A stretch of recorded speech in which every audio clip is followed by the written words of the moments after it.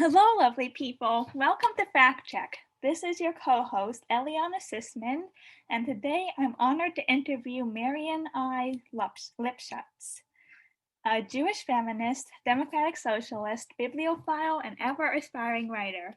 With 2 cats and 1 husband, she recently moved from Brooklyn, New York to Poughkeepsie, New York. Thank you for joining us. Can you tell us about your journey? You're a passionate, committed activist, and you have a lot of experience from the movements of the 1960s to the peril and promise of this time. How did you get from there to here, and how does that shape your perspective?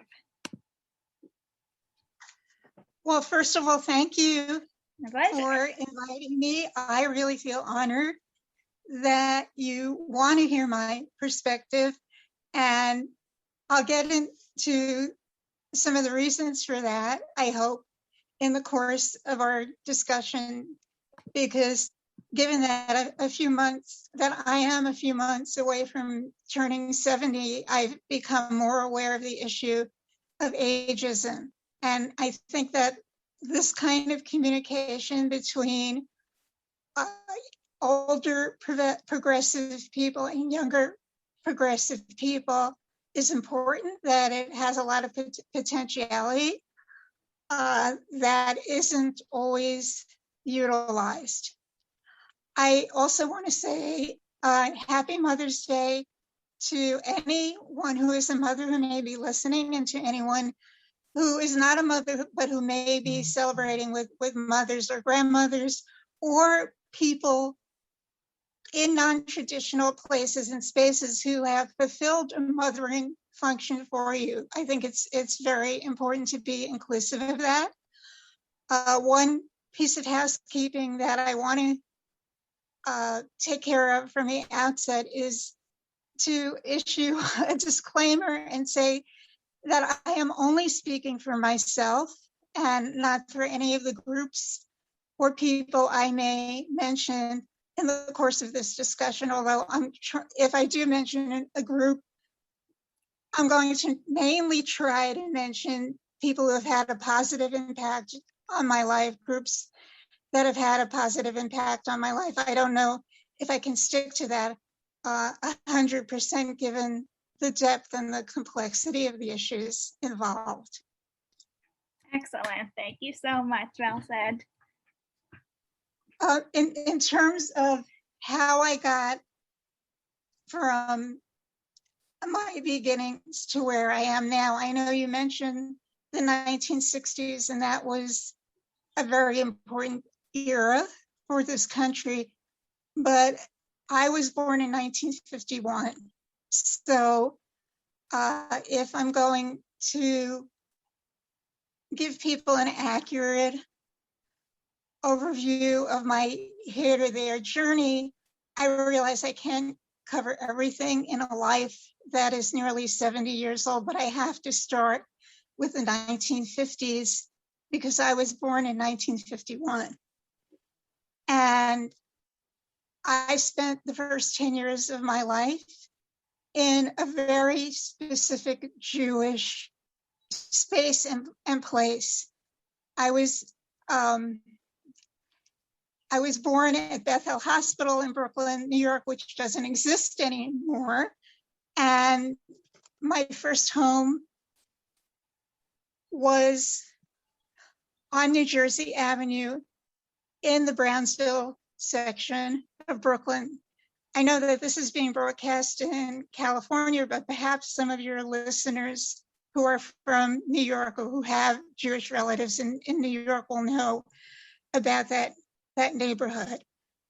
And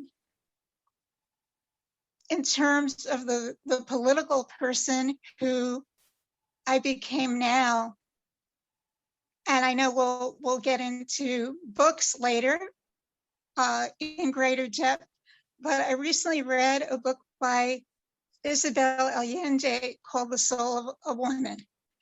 And in some respects, her life was very different from mine. She's not Jewish, she's Chilean, but something that she said in terms of a connection between her life and mine resonated very deeply, because she said that she became a feminist in kindergarten. And that is true of me as well. I didn't have the word for it, but in many respects, my core politics is feminism, because the way I became a political person was looking at the relationship between my mother and father as a child.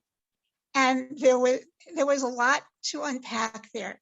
And I think that sometimes children learn things and know things intuitively without having all of the words that they need to explain it.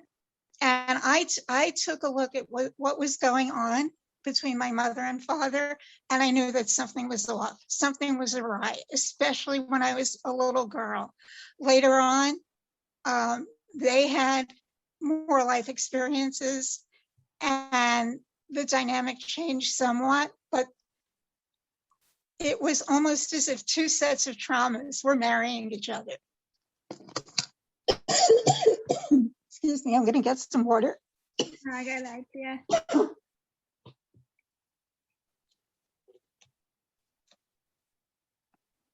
My father encountered, I'm sorry. All right.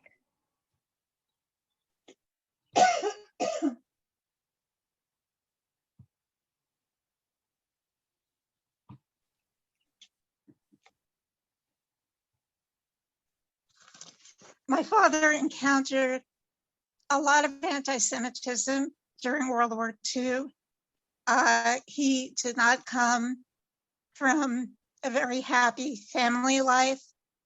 So he came into the marriage with my mother with a lot of idealism and a lot of, I think, misplaced hope that the marriage would solve everything. I don't want to get too psychologistic here, but I do believe in the principle from second wave feminism that the personal is political, and this was the context for my political development. I also find it interesting that there's a lot of discussion about the concept of intersectionality and how different forms of oppression can manifest themselves simultaneously, because, again, without having the words, I noticed certain dynamics between my parents where it seemed to me, looking back on it, that racism and sexism were manifesting themselves at the same time. And it's complicated. I don't want to make my parents into heavies, because a lot of the initial anti-racist messages that I heard as a child came from my parents, but they were flawed people, as we all are. I'm really sorry about that. This got That's okay. One of my friends. You know, one of the things we learn when we grow up is that our parents were not perfect people. They had their own struggles and their own contradictions.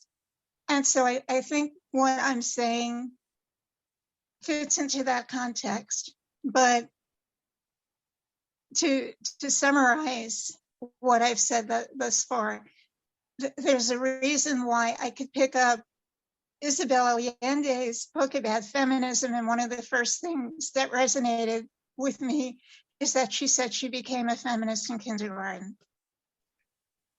And there were a lot of other lessons literally through the kindergarten that I attended. I loved my kindergarten teacher.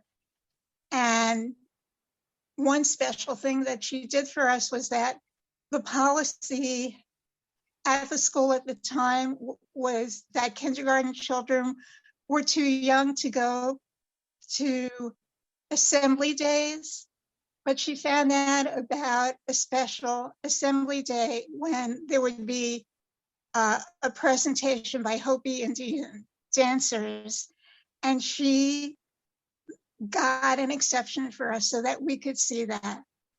And fast forward through many years later and through many changes in my life. And in 1981, I graduated from the New School for Social Research with a master's degree in anthropology. And so, of course, in kindergarten at age 5, this was way before I had heard anything about the genocide of Native Americans, Indigenous Americans that took place in this country. But I think that having seen that kind of planted a seed in me that what was going on with other peoples and other cultures was something important and something valuable. And that was kind of a pushback against a 1950s environment of children's shows where you saw certain narratives about cowboys and Indians, and the messages that were being put forth about Native Americans were very racist. It was told from one side. Yeah, it makes sense. That really does. A lot of this stuff does really start from a very early age, and then like as you grow up, you kind of like, I know for me with disability, right? It's like, oh yeah, I was wondering what that was, but it's like you kind of notice that various things. And that, yes, that started in early childhood too, because I had an aunt. I don't even know what her full name is, and that speaks to some of the politics around disability and ageism and misogyny at that time, again, in the late 1950s. But her nickname was Aunt Tootsie. And so that's how I knew her. And she was on my father's side of the family. And she lived across the street from us. And as a little girl, I did not like going to see her. I found her frightening. And now, of course, I know that this is a very fraught story about intersections of ableism and I would say misogyny, because the term, which I wouldn't use now because it's so loaded and so disparaging, but the term that the adults in my family used for my Aunt Tootsie was shut-in. And I don't know, I think this was so shrouded in secrecy and shame and trauma in the 1950s when I was growing up, that I don't know what her disability was, but I do know that my sense of it from what I remember as a child was that she spent most of her life in bed, which I think was awful. My Uncle Harold had to help her into a wheelchair.